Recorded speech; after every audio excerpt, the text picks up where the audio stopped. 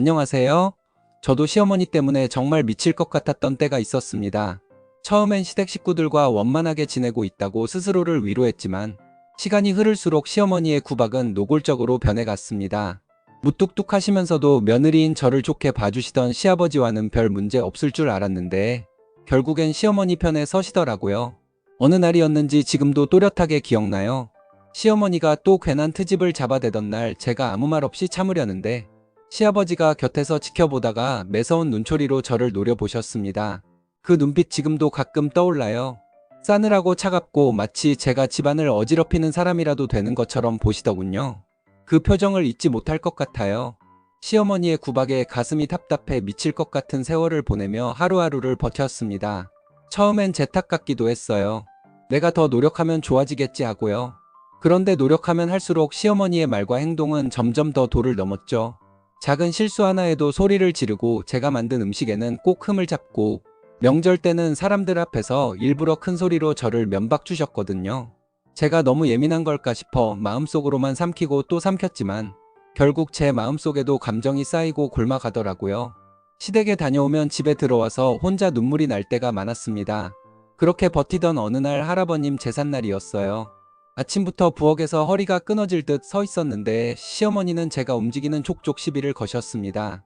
전부터 준비하던 음식이 짜다느니 저는 왜 그렇게 부쳤냐느니 듣다 못해 시어머니가 하시는 말을 한마디 막았는데 그 순간 시아버지 눈빛이 또 매섭게 바뀌더군요. 그때였어요. 가슴 한쪽에서 뜨거운 것이 치밀어 올라와 한순간에 폭발해 버렸습니다. 젓가락을 내려놓고 그대로 서서 큰 소리로 말했죠. 이제 더는 못 참겠어요. 사람 취급을 안 하시는데 제가 왜 여기서 참아야 하죠? 모두가 얼어붙은 것처럼 저를 쳐다봤습니다. 그날 저는 시댁을 뒤집어 엎다시피 하고 나왔어요. 그 후로 1년 동안 시댁과의 모든 연락을 끊었습니다. 신기하게도 그 일이 있고 나서 남편이 처음으로 개념을 갖추더군요. 그전엔 그저 중립을 지키는 척하면서 사실상 방관했는데 제가 시댁과 인연을 끊자 그제야 사태의 심각성을 깨달은 듯 했어요. 제 편에 서서 시부모님께도 강하게 이야기했고 저를 보호하려 애쓰는 모습을 보이더라고요. 덕분에 저는 이혼하지 않고 지금까지 살고 있습니다. 참았을 땐 점점 구박이 심해지더니 한번 뒤집어 놓고 나니 오히려 저에게 잘하는 듯한 시부모님의 태도를 보면서 후회도 들었습니다. 내가 왜 그렇게 오랜 시간 동안 참고만 살았을까 하고요. 결혼 전에 있었던 일들은 구구절절 얘기하지 않을게요. 남편과 저는 소개팅으로 만났고 마음이 참 잘 맞아서 만난 지 1년 만에 결혼식을 올렸습니다. 정확히 반반 결혼했고요. 양가에서 받은 것은 한 푼도 없었습니다. 그게 지금은 오히려 다행이라고 생각해요. 양가에서 돈이 들어갔다면 아마 그걸 무기로 또 얼마나 저를 억누르려 했을지 상상만 해도 아찔하더라고요. 집과 시댁은 차로 20분 남짓한 거리입니다. 사실 처음엔 이렇게 가까운 줄도 몰랐습니다. 시댁과 일부러 가까운 곳에 신혼집을 얻었던 것도 아니었어요. 저는 고향이 먼 지방이었고 대학 진학을 계기로 서울에 올라오게 되었죠. 낯선 도시에서 홀로 지내던 시절이 길었기에 결혼 후엔 적어도 1시간 이상은 친정 쪽과 떨어져 살 줄만 알았거든요. 그런데 대학을 졸업하자마자 수도권에 있는 직장에 취업이 되었고 남편은 원래 경기도 토박이었습니다. 남편의 직장도 수도권이었는데 시댁은 남편이 취업을 하고 나서 그의 직장 가까운 곳으로 이사를 왔다고 하더군요. 저와 남편은 연애할 때도 비슷한 거리에서 출퇴근을 하며 자주 만났고 결혼 준비를 하며 신혼집을 고를 때도 자연스럽게 서로 직장과의 거리를 가장 중요하게 생각했죠. 그래서 둘 다 출퇴근이 편한 중간 지점에 집을 구했는데 나중에 알고 보니 시댁과도 불과 20분 거리였던 겁니다. 그때는 그냥 가깝네 하고 말았는데 그 가까움이 나중에 이렇게 큰 스트레스가 될 줄은 정말 몰랐습니다. 결혼 한 달 뒤부터였습니다. 시어머니 때문에 하루하루가 너무 힘들었어요. 정말 미쳐버리기 직전이었죠. 처음엔 단순한 적응 문제라고 생각하려 했습니다. 새로운 환경, 새로운 가족, 새로운 역할 이런 것들 때문에 예민해졌다고 스스로를 설득했거든요. 하지만 그게 아니었습니다. 그때는 남편에게 말을 해도 소용이 없었어요. 남편은 엄마가 그냥 관심이 많아서 그러는 거지 하며 웃어넘겼고 저는 그 말에 더 서러워졌습니다. 결혼하고 한 달 정도 지나면서 시어머니는 거의 일주일에 두세 번씩 저희 부부 퇴근 시간쯤에 맞춰 저희 집에 나타나기 시작했어요. 하루는 퇴근해서 주차를 하고 올라가는데 집 앞에 시어머니가 서 계시더라고요. 깜짝 놀라 인사를 드렸더니 아무렇지도 않게 같이 들어가자 하시더군요. 또 어떤 날은 퇴근 후 현관문을 열고 들어갔더니 시어머니가 거실 소파에 앉아 TV를 보고 계셨습니다. 순간 심장이 덜컥 내려앉았어요. 언제 들어오셨는지 어떻게 들어오셨는지 묻기도 전에 저는 자동으로 죄 지은 사람처럼 행동하고 있더라고요. 시아버지와 함께 오신 적은 단 한 번도 없었습니다. 혼자 오셔서 제가 문을 열면 대뜸 한숨부터 쉬시며 집안을 훑어보셨죠. 그리고는 청소 상태며 수납 상태며 빨래 개어놓은 것까지 전부 살피셨습니다. 저는 그 시선이 너무 불편했어요. 저녁 준비를 하려고 부엌에 서 있으면 시어머니는 제 뒤에 서서 냄비 속을 들여다보며 소금은 넣었냐, 불은 왜 이렇게 세냐, 반찬은 왜 이렇게 적냐 끝도 없이 잔소리를 퍼부으셨죠. 하루 이틀이 아니니 마음이 점점 지쳐갔습니다. 그냥 다녀가시기만 하면 좋으련만 오시면 꼭 한참 동안 잔소리를 하고 가셨거든요.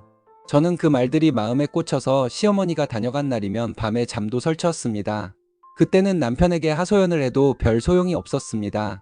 남편은 엄마 원래 잔소리 많은 거 알잖아 하며 대수롭지 않게 넘겼고, 제가 힘들다고 하면 적당히 한 귀로 듣고 한 귀로 흘려라며 오히려 저를 타이르더군요. 제가 매번 참으려다 결국 참지 못하고 눈물이 나면 그제야 남편은 당황한 얼굴을 하며 등을 토닥였지만 그 위로는 잠시뿐이었어요. 다음에 또 같은 일이 반복되면 남편은 또다시 엄마 원래 그렇다며 저를 설득하려 들었죠. 남편의 그 태도가 저를 더 외롭게 만들었습니다. 시댁과 가까운 거리에 사는 것이 이토록 치명적인 문제가 될 줄 그땐 정말 몰랐습니다. 저희는 평소 아침을 대충 챙겨 먹고 나가는 편이었습니다. 바쁜 맞벌이 부부다 보니 시간이 촉박했거든요. 저는 보통 전날 저녁에 남은 반찬을 전자레인지에 살짝 데우고 계란을 하나 삶거나 스크램블을 해서 남편 밥그릇 옆에 놓아주곤 했습니다. 그렇게 간단히 먹고 각자 출근 준비를 하며 사용한 그릇들은 설거지통에 넣어두고 나가곤 했죠. 처음엔 이런 일상이 부끄럽지도 않았어요. 맞벌이 부부가 아침을 이렇게 간단히 해결하는 건 지극히 정상이라고 생각했거든요. 그런데 시어머니가 오셨던 날이면 꼭 무언가가 달라져 있었습니다. 싱크대 위 설거지통에 있던 그릇들이 말끔히 씻겨 제자리에 놓여 있었어요. 저는 처음엔 그게 그냥 시어머니의 호의라고 생각했습니다. 아침마다 바쁘게 나가는 아들 내외가 안쓰러우셔서 그러셨겠지. 스스로를 설득하며 마음을 편히 가지려 했습니다. 하지만 문제는 그 다음이었어요. 시어머니는 설거지를 해두신 날이면 어김없이 저에게 잔소리를 하셨습니다. 아니, 솔직히 말하면 잔소리보다는 구박에 가까웠죠. 제가 퇴근해 집에 들어서면 시어머니는 소파에 앉아 계시거나 부엌에 서 계셨고, 저를 보자마자 한숨부터 쉬셨습니다. 우리 아들 아침을 왜 그렇게 부실하게 차려주냐라며, 어떻게 싱크대에 밥그릇만 있냐, 반찬 그릇도 없이 이런 식으로요. 그 말투에는 짜증이 묻어 있었습니다. 냉장고에 음식도 별로 없던데 그걸 통째로 꺼내놓고 먹는 거냐라는 말씀을 들었을 땐 얼굴이 화끈거릴 정도였어요. 처음엔 그냥 그러려니 하며 웃고 넘기려 했지만 그런 말을 들을 때마다 심장이 쿡쿡 찔리는 기분이었죠. 이런 일이 반복되니 퇴근 후 집에 들어오는 것이 점점 부담스러워졌습니다. 저는 회사에서 하루 종일 업무에 치이다가 퇴근하는 길에 오늘도 집에 가면 시어머니가 와 계시려나 하는 생각부터 들었어요. 현관 앞에 다다를 즈음엔 심장이 괜히 쿵쿵 뛰고 현관문 비밀번호를 누르면서 만약 계시면 오늘은 또 어떤 말을 하실까 하는 생각에 한숨부터 나왔습니다. 심지어 전철역에서 집 방향으로 걷다가도 발걸음이 무거워져 괜히 편의점 앞에 멈춰 서서 시간을 좀 끌다 들어가기도 했어요. 그만큼 마음이 지쳐가고 있었습니다. 남편은 이런 제 마음을 전혀 몰랐습니다. 제가 한 번은 조심스럽게 힘들다고 털어놓았더니 엄마가 너 도우시려고 일부러 오시는 건데 그렇게까지 부담스럽게 생각하지 말라고 하더군요. 저는 순간 속이 텅 비는 기분이었어요. 시어머니는 도와주려는 것이 아니라 통제하려는 쪽에 가까웠거든요. 하지만 남편은 전혀 눈치채지 못했고 그 무심한 말 한마디에 저는 더 이상 힘들다는 말조차 꺼낼 수가 없었죠. 그렇게 저는 매일 오늘은 시어머니가 안 계시길 빌며 퇴근 후 집으로 향하곤 했어요. 제가 다니던 직장은 야근이 잦은 곳이었습니다. 저녁에 퇴근하면 온몸이 무거워질 정도로 피곤했지만 그래도 저녁만큼은 정성껏 차려보려고 애를 썼습니다. 요리에 익숙하지 않았기 때문에 처음엔 밥 짓는 것조차 서툴렀고 반찬을 만들려면 꼭 휴대폰으로 레시피를 검색해야 했어요. 회사에서 퇴근하고 집에 와서 바로 부엌으로 향하는 일상이 반복되다 보니 손목은 늘 뻐근했고 다리는 퉁퉁 부어 있었습니다. 그런데 시어머니는 그런 제 노력을 전혀 보지 못하셨습니다. 아니, 보았어도 애써 무시하신 것 같았어요. 일주일에 두세 번 퇴근 후 집에 들어오면 시어머니가 앉아 계셨고 그날도 어김없이 구박부터 시작하셨죠. 저녁을 왜 이렇게 초라하게 하니? 그 말이 시작이었습니다. 식탁 위에 김치, 달걀말이, 된장찌개를 올려두었는데 시어머니 표정은 못마땅했어요. 저는 순간 억울한 마음이 올라왔습니다. 그래서 용기를 내 제 생각을 말씀드렸습니다. 저도 직장 다니면서 밥 준비하는 게 쉽지 않지만 나름대로 챙기려고 노력하고 있어요. 제 목소리는 떨렸지만 눈빛은 담담히 유지하려 애썼습니다. 하지만 돌아온 대답은 한숨과 함께한 시어머니의 비아냥이었어요. 시어머니는 한치의 망설임도 없이 말씀하셨습니다. 맞벌이는 맞벌이고 아내가 할 도리는 해야지. 순간 머릿속이 하얘졌습니다.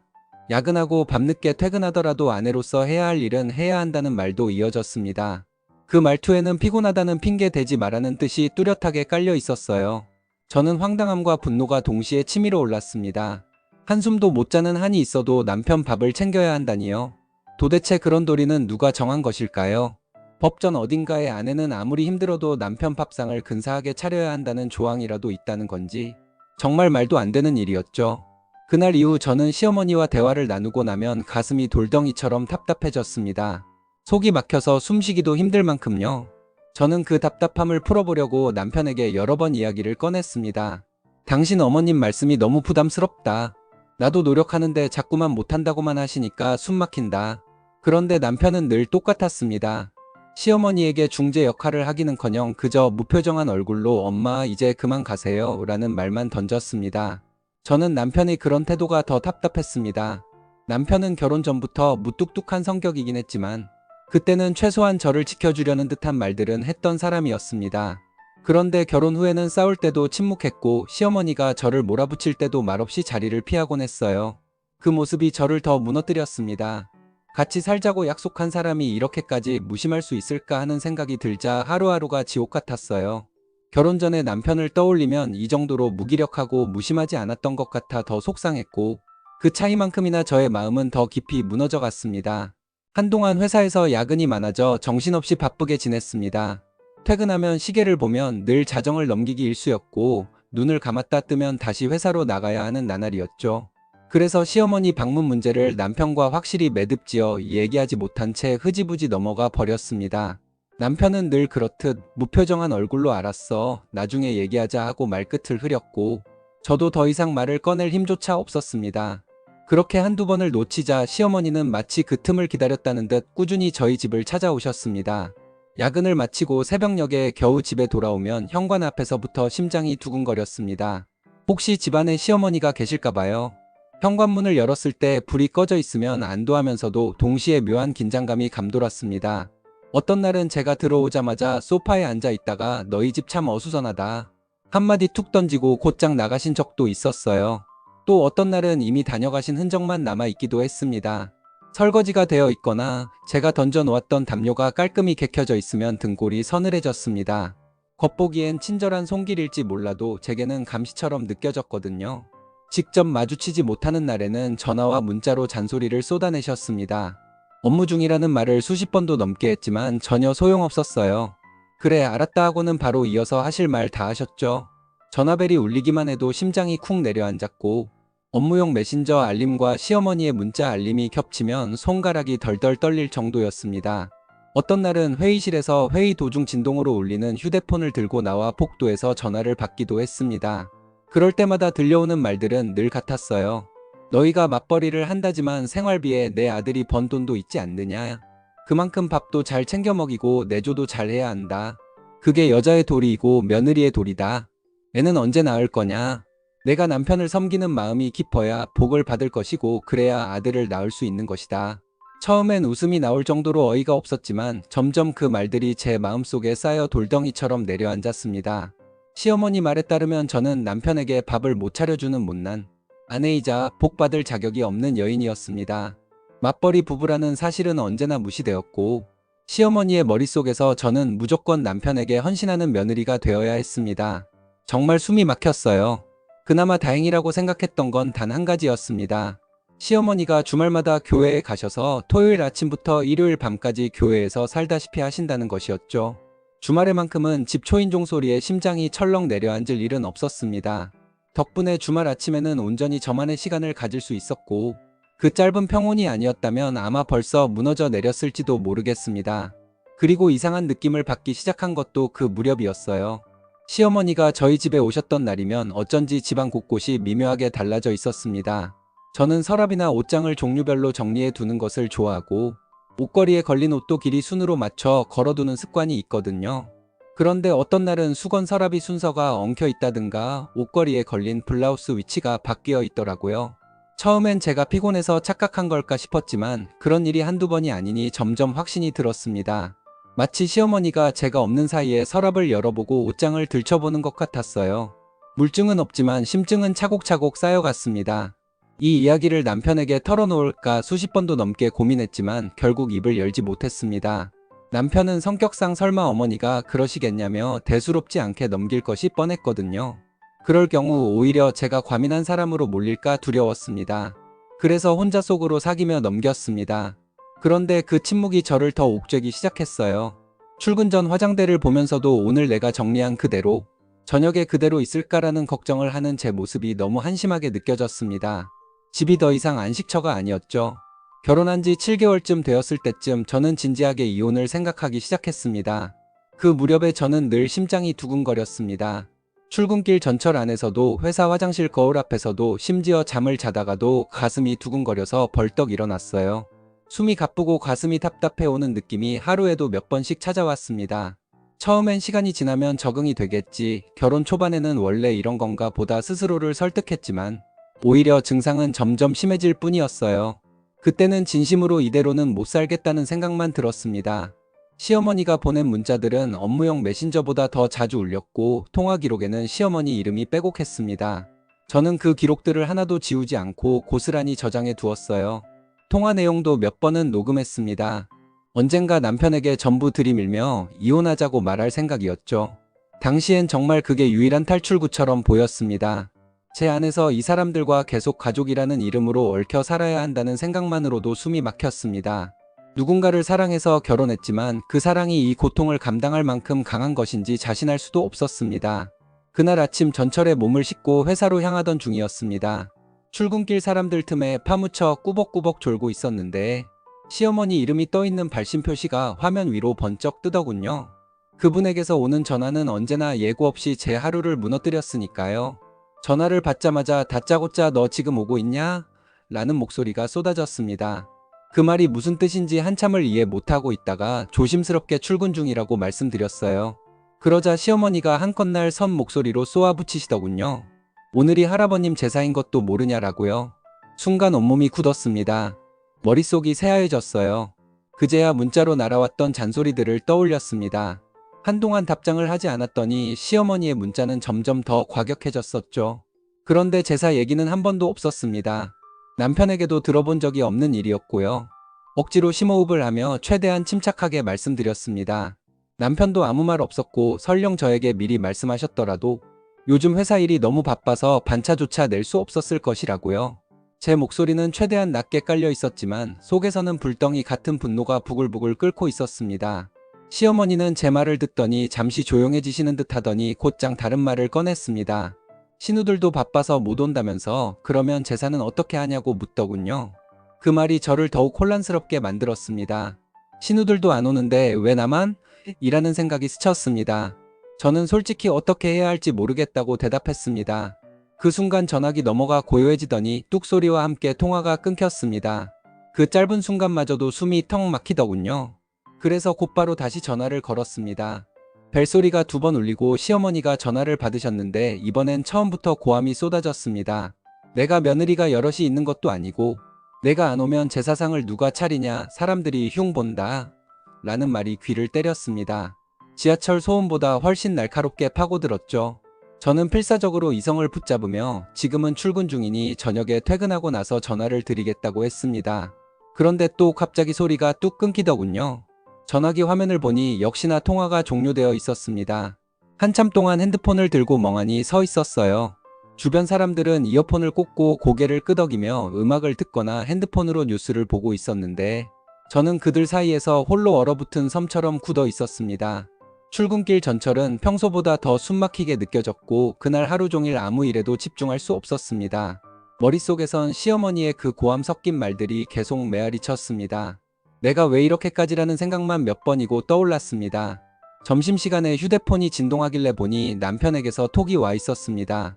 오늘 제사 있으니까 퇴근하고 시댁 같이 가자는 짧은 메시지였죠. 순간 심장이 철렁 내려앉았습니다. 이미 아침에 시어머니에게 한 소리 들은 상태였고 하루 종일 그 여파로 마음이 복잡했거든요. 저는 차분히 타이핑했습니다. 오늘 야근이 있어서 아무리 빨리 나와도 8시는 될 것 같다고요. 남편은 알겠다며 먼저 가 있겠다고 답장을 보냈습니다. 대화는 딱 거기까지였습니다. 이후로는 톡 하나 오지 않았죠. 그날 오후 내내 집중이 안 됐습니다. 손끝은 키보드를 누르고 있었지만 머릿속은 시댁의 제사상 한복판에 있었습니다. 시어머니의 날선 눈빛, 시아버지의 묵직한 한숨, 신우들의 비아냥거리는 얼굴, 그런 것들이 머릿속에서 계속 돌아가더군요. 오늘은 그냥 묵묵히 앉아있다 오자고 다짐했다가도 곧 마음속에서 아니 오늘이라도 뒤집어 엎자는 생각이 고개를 들었습니다. 점점 숨이 막히는 것 같았어요. 결국 결심을 굳혔습니다. 오늘 시어머니가 또 말도 안 되는 소리를 하면 모두가 지켜보는 자리에서 이혼 이야기를 꺼내겠다고요. 저녁 8시 무렵 저는 어두워진 거리를 홀로 걸어 시댁으로 향했습니다. 발걸음이 무겁게 바닥을 지지기듯 내려앉았고 가는 길에 손에 쥔 가방끈이 축축히 젖어 있을 만큼 손에 땀이 났습니다. 대문 앞에 써니 웃음소리가 들려왔습니다. 그 안에서 그들만의 세계가 돌아가고 있다는 사실이 숨이 턱 막히게 만들더군요. 초인종을 누르고 들어가니 제사상은 이미 정갈하게 차려져 있었고 향 냄새가 집안을 가득 메우고 있었습니다. 신우들도 와 있었고요. 모두들 바삐 움직이다가 저를 보자마자 순간 멈칫했습니다. 그 정적이 오히려 더 큰 소음처럼 가슴을 때렸습니다. 시어머니는 저를 위아래로 훑더니 이내 말문을 여셨습니다. 며느리가 너 하나인데 제사 음식도 안 하냐? 그 말이 공기 중에 맴돌다 제 귓속에 꽂히는 순간 가슴 안쪽에서 뭔가 터져나오는 듯 했습니다. 시어머니의 눈동자는 차갑게 빛났고 마치 오래전부터 준비한 대사를 꺼내는 배우처럼 또박또박 말하셨죠. 그때까지 저와 별 마찰 없이 지내던 시아버지마저도 눈썹을 치켜세우며 저를 매섭게 노려보셨습니다. 그분 눈빛이 그렇게 날카로웠던 적은 단 한 번도 없었는데 그 순간은 정말 잊히지 않을 것 같아요. 신우들은 한쪽에 나란히 앉아 있었는데 두 사람 다 입꼬리를 살짝 내리고 싸늘한 눈빛으로 저를 훑어보았습니다. 그들의 표정엔 봐라, 내가 결국 문제구나라는 기묘한 만족감까지 엿보였습니다. 남편은 어디 있나 두리번거렸더니 방 한구석에 앉아 휴대폰을 만지작거리고 있었습니다. 얼굴에는 어떤 감정도 떠오르지 않았고 그저 무기력한 그림자처럼 앉아 있었죠. 순간 너무 허무했습니다. 역시 기대할 걸 기대했군 하는 자조적인 생각이 스쳐 지나갔습니다. 그 순간 저는 마음속으로 마지막 결심을 굳혔습니다. 오늘 여기서 무너질 바엔 차라리 이 집을 통째로 박살내겠다고요. 시어머니 말이 끝나기도 전에 저는 숨을 한번 들이마시고 곧장 말을 꺼냈습니다. 저 이혼해야겠어요. 제 입에서 그 말이 나오는 순간 방 안의 공기가 뚝 끊겨버린 것 같았습니다. 시어머니의 눈이 동그래졌고 시아버지는 미간을 잔뜩 찌푸리며 몸을 약간 앞으로 숙이셨습니다. 신우들은 놀란 듯 눈을 크게 떴지만 금세 비웃음 섞인 미소를 지어 보였죠. 저는 그 모든 시선을 정면으로 맞받으며 말했습니다. 제가 아무리 외며느리라 해도 일하는 사람한테 제사 음식을 하라고 강요하는 게 말이 된다고 생각하세요? 목소리가 떨리지 않도록 일부러 또박또박 말했는데 제 속은 펄펄 끓고 있었습니다. 제사 날짜를 알려준 사람도 없었어요. 출근길에 갑자기 전화해서 왜 안 오냐고 소리 지르셨죠. 그게 도대체 무슨 예의입니까? 저는 회사에서 하루 빠지면 팀 일정이 다 틀어지는 사람이에요. 그런데 출근도 못하게 만들고 안 오면 흉본다고요? 그건 그냥 작정하고 저 괴롭히겠다는 거잖아요. 제 말이 길어질수록 시어머니의 얼굴이 굳어졌습니다. 그분은 마치 제가 지켜야 할 가상의 규칙들을 어겼다는 듯 한껏 비난하는 눈빛으로 저를 노려봤습니다. 하지만 저는 멈추지 않았습니다. 우리 부모님은 지금까지 제사 준비를 두 분이서 하셨어요. 저희는 시간이 되면 그때그때 가서 도와드렸고요. 그게 상식 아닙니까? 맞벌이 부부가 무슨 전담 주방장이라도 돼야 하나요? 시어머니는 갑자기 의자에서 몸을 일으키시더니 손바닥으로 상 위를 탁 치셨습니다. 그 소리에 그릇이 찰랑거리며 위태롭게 흔들렸습니다. 며느리가 너 하나인데 내가 안 하면 누가 하냐고 목청이 터져라 외치시는 그 소리에 방 안의 공기가 한순간에 얼어붙었습니다. 시아버지는 눈썹을 찌푸리며 저를 매섭게 노려보셨는데 그분 눈빛이 그렇게 매서웠던 적은 처음이었습니다. 하지만 저는 눈 하나 깜짝하지 않고 그대로 맞섰습니다. 그러니까요. 그게 문제라고요. 며느리가 저 하나라고 해서 제 인생을 통째로 시댁에 내놓아야 한다는 건 아니잖아요. 저는 고개를 돌려 남편을 똑바로 바라봤습니다. 남편은 여전히 무표정한 얼굴로 고개를 푹 숙이고 있었죠. 당신은 대답해봐요. 내가 회사까지 그만두고 어머님 구미에 맞게 집안일도 다 하고 제사 때마다 와서 상 차려야 한다고 생각해요? 그게 정말 정상이라고 생각해요? 제 목소리가 조금 떨렸습니다. 하지만 그 떨림은 두려움이 아니라 분노 때문이었어요. 남편은 한참 동안 아무 말이 없었습니다. 젓가락을 만지작거리며 눈도 마주치지 않았죠. 신우들은 팔짱을 끼고 저를 노려보며 코웃음을 쳤습니다. 그 순간 정말 허무하더군요. 가족이라는 이름 아래 앉아있는 이 사람들이 정작 제 말을 들으려는 사람은 단 한 명도 없다는 사실이. 저는 한 번 더 말을 꾹 눌러 담아 삼킨 뒤 다시 똑바로 앉아 그들을 천천히 둘러봤습니다. 오늘 이 자리에서 확실히 말씀드릴게요. 저는 여러분 집안의 종이 아닙니다. 여러분이 며느리라고 부르는 그 이름으로 저를 부려먹으려 한다면 저는 여기까지예요. 이혼하겠습니다. 결혼한 아들 집에 마음대로 드나드는 것도 참 무례한 행동인데 아들 능력이 부족해서 어쩔 수 없이 회사 나가 일하는 며느리에게 아들 밥상 똑바로 차려주라고 잔소리나 하고 살림지적이나 하고 제사 날짜도 알려주지 않고는 제삿날 회사 빠지지 않았다고 화를 내시고 저는 그런 시어머니의 말과 행동 하나하나가 숨 막히게 느껴졌습니다. 그걸 지켜보면서도 남편이란 사람은 제가 힘들다고 몇 번이나 말을 했는데도 방관만 하고 있었죠. 그동안은 착한 며느리 코스프레를 하며 참아왔지만 그날 그 제삿날에는 도저히 참을 수가 없었습니다. 이혼밖에는 답이 없는 것 같아요. 제 입에서 그 말이 나오는 순간 방 안이 정적에 휩싸였고 모두의 시선이 제게 꽂혔습니다. 저는 자리에서 일어나며 말했어요. 저는 이제 이 집 식구 아니니까 빠져드릴게요. 제사 잘 지내세요. 그렇게 말하고는 단단한 발걸음으로 시댁을 나섰습니다. 가을밤 공기가 차가웠지만 제 머릿속은 뜨겁게 불타오르고 있었습니다. 분노, 허탈함, 슬픔 감정들이 한꺼번에 뒤엉켜 있었죠. 집에 도착하자마자 짐가방을 꺼내어 옷장을 열었습니다. 옷들이 우수수 떨어졌지만 주워 담을 겨를도 없이 무작정 가방에 구겨 넣었습니다. 그동안 쌓인 서러움이 터져서 눈물이 뚝뚝 떨어졌지만 손은 멈추지 않았습니다. 얼마 지나지 않아 남편도 집에 들어왔습니다.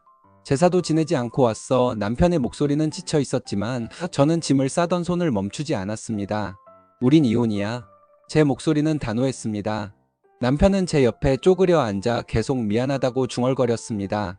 하지만 저는 더 이상 듣고 싶지 않았어요. 이미 마음은 돌아서 있었으니까요. 결국 저는 그날 밤 짐을 싸서 집을 나왔습니다. 친구에게 전화를 걸며 목소리가 떨렸지만 친구는 별다른 질문 없이 바로 오라고 하더군요. 그렇게 저는 친구 집에서 일주일간 신세를 지며 살았습니다. 그동안 남편은 매일같이 찾아왔습니다. 아침이면 문자, 점심이면 전화, 퇴근하면 친구 집 앞에 서성이고 있었죠. 문 밖에서 한참을 망설이다가 돌아가는 남편의 그림자를 창문 너머로 몇 번이나 봤습니다. 저는 계속 단호했습니다. 이제 끝내자. 그 말을 몇 번이나 되뇌이며 마음을 다잡았습니다. 그런데 이상하게도 남편이 매번 미안하다고 말할 때마다 제 마음 한구석에서 아주 작은 흔들림이 생겼습니다. 완전히 식은 줄 알았던 마음에 미약한 불씨가 남아 있었던 걸까요? 결국 저는 한 번만 더 믿어보자는 생각으로 집으로 돌아왔습니다. 조건을 걸었죠.